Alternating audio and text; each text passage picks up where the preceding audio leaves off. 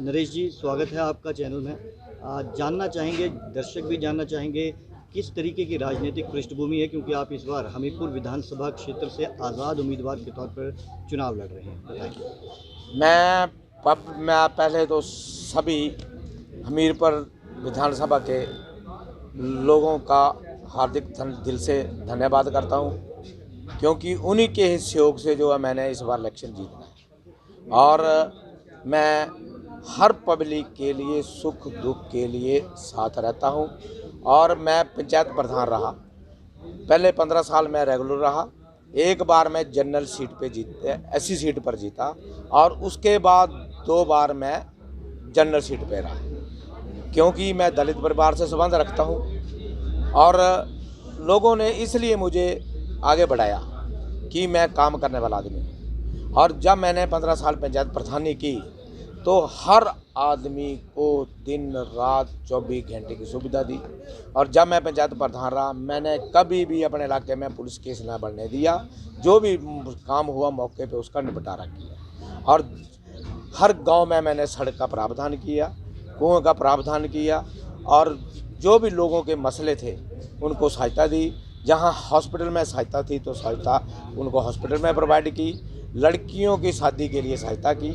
और साथ में उन लोगों के हित के लिए जहाँ भी उनको प्रॉब्लम आती थी, कहीं बाहर हो, चाहे शिमला हो या दिल्ली हो, बम्बई, तो अगर वहाँ जाना पड़ता था तो मैं उनके अपने खर्चे पे उन लोगों को ले जाता था और उनका निवारण करता था। नरेश जी, वर्तमान में आप जिला परिषद के उपाध्यक्ष भी हैं, आपने चुनाव लड़ा था।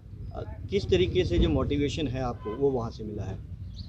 ऐसा है कि मैंने पहले भी बीजेपी से जिला परिषद के लिए टिकट मांगा था, परंतु वहाँ पे हमें दरकिनार किया गया था। तो मैंने इंडिपेंडेंट इलेक्शन लड़ा, और जो मैंने जिला परिषद से लोगों के इलेक्शन के बीच में वायदे किए हुए थे, वो मैंने साल के अंदर अंदर पूरे किए। मैंने कहा था कि मैं लड़कियों को शादी के लिए पैसे दूंगा और गरीब परिवार की सहायता करूंगा, और आपके जो भी रुके हुए काम है उनको पूरा करवाऊंगा। तो मैंने जिला परिषद होने के नाते मैंने रेगुलर रात दिन अपनी जिला परिषद सीट पे लोगों को कार्य किया, और साथ में मुझे जिला परिषद का उपाध्यक्ष बनाया गया। तो जहाँ जहाँ से मुझे पूरे ज़िले की कहीं से भी कोई समस्या आई तो मैंने उनका निवारण किया। और समाज सेवा मैंने अपने इलाके में तो मैं की, परंतु मैंने बाकी हमीरपुर ज़िले में 5 विधानसभा क्षेत्र हैं, 5 विधानसभा क्षेत्रों से जहाँ जहाँ से मेरे पास लोग आए उनका मैंने हर चीज़ का निवारण किया, चाहे कोर्ट का है, चाहे पुलिस का है, या चाहे किसी भी प्रकार का है, या किसी की घर के या पारिवारिक का कोई ऐसा मसला था उसको भी बैठ के उनका निवारण किया। और साथ में जहाँ जहाँ उन लोगों की, गरीब लोगों की मदद करने की हमें नज़र आई तो मैंने अपनी जेब से उनकी सहायता की। और जिला परिषद में जहाँ जहाँ मुझे रोड बंद दिखे गए, जहाँ मुझे रुकावटें नज़र आईं, तो कोई भी लोग मेरी जिला परिषद की सीट पे या पूरे हर खबर में मेरा डेली नाम आता था कि नरेश कुमार दर्जी भाई ने यहाँ यहाँ ऐसा वैसा काम किया। तो मेरा वो एक सत्य है, कोई उसमें दो राय नहीं है। जो लोगों के 100-100 सालों से रुके हुए काम थे, रोड रुके हुए थे, कईयों को कोर्टों में मसले लटके हुए थे, उनको बैठ के नरेश कुमार दर्जी ने मौके पे निवारण किया। और साथ में उन लोगों के सहयोग भी लिया, और साथ में उनकी सहायता से मुझे इसमें जो है प्राप्ति मिली, सुविधा मिली, फैसला करवाने में सहायता मिली, क्योंकि लोगों ने भी मेरा कहना माना और मेरे को एक अच्छे जिला परिषद उपाध्यक्ष के नाते से उनको मेरे को पहचान की। नरेश जी, जैसा आपने बताया आपने भाजपा से भी टिकट मांगा था, आपको भाजपा से टिकट नहीं मिला। अब आप आज़ाद के तौर पे चुनाव लड़ रहे हैं, क्या विज़न है आपका? क्या आपने एक डॉक्यूमेंट रखा है कि आप अगर बनते हैं तो किस तरीके से जनता की सेवा में आगे रहेंगे? देखो जी, मैंने आपको इस बीच में पहले ही कहा था कि मैं दलित परिवार से संबंध रखता हूँ, और जो ये एमएलए की सीट है इस बार यहाँ पे ओपन सीट है। तो कुछ नेताओं ने इसको मद्देनजर होते हुए मुझे टिकट ना दी गई और लोगों के सहयोग से मैं ये इलेक्शन लड़ रहा हूँ। अगर हमीरपुर की जनता मुझे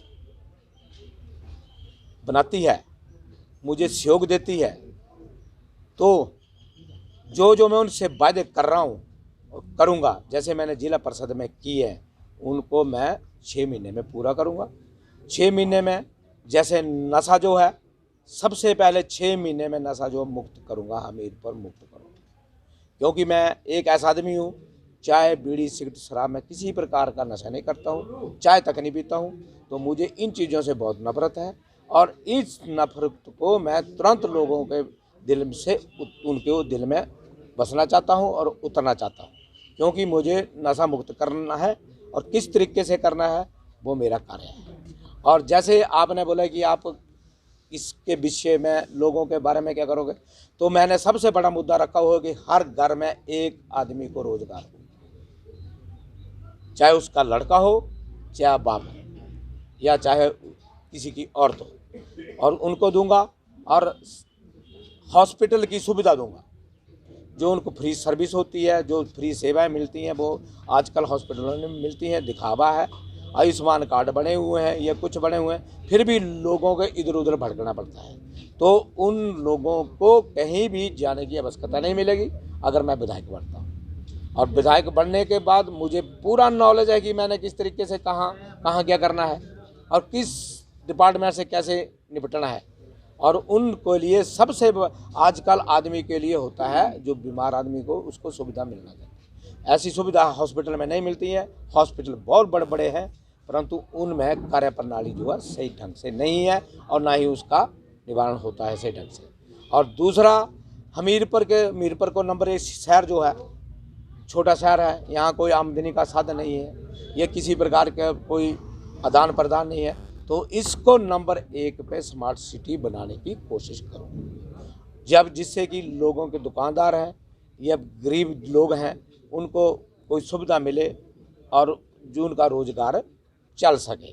और सबसे बड़ा मुद्दा होगा मेरा कर्मचारियों को पेंशन का, जो कि सरकार ने बंद कर रखी है। बंद क्यों की है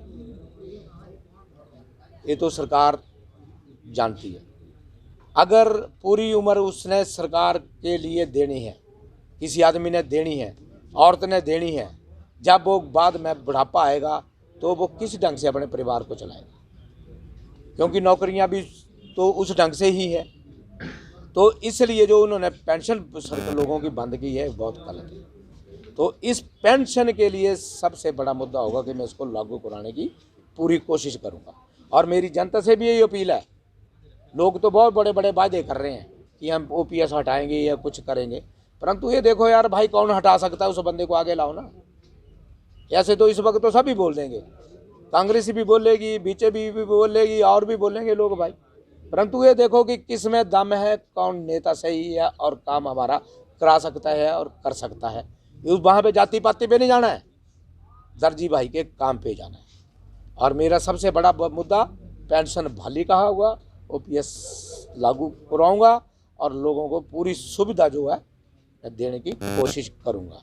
और दूसरा, लड़की की शादी के लिए मैं जिला परिषद से 21,000 रुपये देता था अपने जिला परिषद जगह पे, बाकी और पूरी 5 कंस्टिट्यूंसी में देता था। जहाँ जहाँ जरूरत पड़ी, भुरंज में पड़ी तो भुरंज में दिया, नदौड़ में पड़ी तो नदौड़ में दिए, सुजानपुर में पड़ी तो सुजानपुर में दिए, बड़सर में पड़ी तो बड़सर में भी दिया। और उसके मेरे पास पूरे तथ्य हैं। ऐसा नहीं मुझे कह सकता कि जिला परिषद ने इसने अपने ही कंस्टिट्यूंसी में किया। मैं समाज सेवा नहीं कर रहा हूँ, मैं लोगों के हित के लिए कार्य कर रहा हूँ। तो इस बार अगर जनता मुझे सहयोग समझदार होगी और समझ के काम लेगी, सूझबूझ से काम लेगी, तो मुझे बनाएगी। और मैं हर एक लड़की के लिए, गरीब लड़की के लिए, वो किसी भी प्रकार की हो, अमीर हो या गरीब हो, परंतु 1 लाख रुपए अपनी तरफ से उनके शादी के लिए दूंगा। ये मेरा सबसे बड़ा ऐलान है। और जैसे मैं जिला परिषद कर रहा हूँ उसी ढंग से आज मैं MLA के पद पे कर रहा हूँ। और इतनी सोच किसी की नहीं होती कि कहाँ से देना है, वो मेरा काम है भाई, मैंने कैसे देना है। और हर गरीब, हर लड़की के लिए सुविधा मेरी उपलब्ध रहेगी, क्योंकि वो हमारे बच्चे हैं। मैंने गरीबी देखी हुई है, मैं गरीब परिवार से उठा हूँ। मैंने एक एक दिन नहीं है, मैंने होटलों तक झूठे भांडे मांजे हुए हैं। आज मैं एक जिला परिषद बैठा हूँ, बना हूँ, तो मैं अपने ही बलबूते पे बना हूँ। और दूसरी, कानून व्यवस्था जो है वो बिल्कुल सही नहीं है। गरीब आदमी का शोषण होता है, गरीब आदमी का शोषण होता है। वहाँ पे अगर कहीं जाते हैं, जिसकी अप्रोच होती है उसका कार्य जो बिल्कुल तुरंत एकदम हो जाता है, और जिसकी अप्रोच नहीं होती है उसका कार्य नहीं होता है। इस भेदभाव को भी मैं दूर करूँगा। और सबसे मुद्दा बड़ा है, नेताओं ने लिखा हुआ है कि हम हर घर में 1500 रुपये महिलाओं को देंगे। भाइयों, दर्जी भाई आता है तो 3000 रुपये पर महिला को, जो गरीब या विधवा या किसी प्रकार की और पीड़ित महिला होगी उनके लिए लागू करवाऊंगा और दूंगा। वो मैंने किस तरीके से देना है, किस ढंग से लागू करवाना है, वो मेरा ही अपना रास्ता है और उसको मैं अपनाऊंगा। और आपको ये पहले कह दिया है कि नशा को तो मैं तुरंत ही ख़त्म करवाने की कोशिश करूंगा। और बच्चों के लिए जहाँ जहाँ ग्राउंड नहीं है वहाँ पे मैं श्यामलात भूमियाँ देखूंगा, चेक करूंगा। और जहाँ जहाँ मुझे इस बार भी जिला परिषद होने के नाते जहाँ जहाँ मैं जो स्कूलों के ग्राउंड नहीं थे वहाँ पे मैंने लोगों को अपनी जिला परिषद बीट में बना के दिए हैं। और हर एक बच्चे के लिए जो ग्राउंड का प्रावधान किया जाएगा, तो जहाँ भी मुझे उनके लिए जगह उपलब्ध होगी। और सभी पंचायतें जो है हेल्थ के लिए कैंप लगवाने की कोशिश करूँगा। और हर वार्डों में जो खेल का सामान जो बच्चों के लिए पहुँचाने की कोशिश करूँगा। ये मेरा सबसे बड़ा मुद्दा है और यही मेरा आगे होने वाला काम है। और जहाँ भी हमीरपुर की जनता को मेरी कमी महसूस होगी, मुझे फ़ोन आएगा, मैं उनकी सेवा के लिए 24 घंटे उपलब्ध रहूँगा। और ऐसा नहीं है कि नरेश कुमार आज एमएलए के लिए इलेक्शन लड़ रहा है, इसका मेरा सारे प्रूफ है और साथ लोगों ने मुझे इस नज़रिए से देखा है। नरेश जी, क्या मतदाताओं से आपकी आह्वान रहेगा, क्या आपकी उनसे अपील रहेगी? अगर मतदाता हमीरपुर जिले की प्रगति चाहते हैं तो वही नरेश कुमार दर्जी को वोट डालेंगे और बनाएंगे। और दूसरी दिशा में, नशे की दिशा में ले जाना होगा तो किसी और नेताओं को चुनेंगे। और अच्छे तरीके से काम चाहिए होगा, नाम चाहिए होगा, मान चाहिए होगा, सम्मान चाहिए होगा, इज्जत चाहिए होगा, दाम चाहिए होगा, तो लोग जो दर्जी भाई को चुनेंगे और अच्छे ढंग से चुनेंगे। और आपने देखा होगा मैं इलेक्शन लड़ रहा हूँ, किसी हुल्लड़बाजी से नहीं लड़ता हूँ, मैं कोई ढंगबाजी नहीं कर रहा हूँ। मैं एक शांत पीसफुल ढंग से करता हूँ। आपने देखा होगा मैंने कहीं ना रैली की, मैंने कहीं कोई नुक्कड़ सभाएं की। मैं लोगों से सीधा संवाद करता हूँ और लोगों से मैं अपील करता हूँ कि भाइयों, मुझे अच्छा लगता हूँ तो मुझे वोट डालें। अगर मैं नहीं आपके काम के लिए अच्छा नहीं हूँ तो मुझे आप कृपया करके ना डालें।